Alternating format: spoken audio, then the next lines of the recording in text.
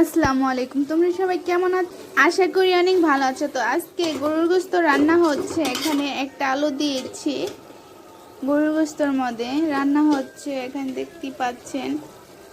এখান দিয়ে গরুর গোশত রান্না করছি, আর এখান দিয়ে এই মাংসটাকে, গরুর গোশতটাকে আমি করব, ভাজবো।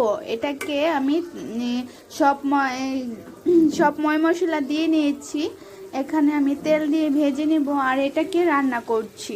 তো দুইটাই রান্না হচ্ছে। আর এখান দিয়ে যে পায়েস আছে, দেখেন গাইস, পায়েস এটা। তো এগুলা আমি রান্না করে নেব।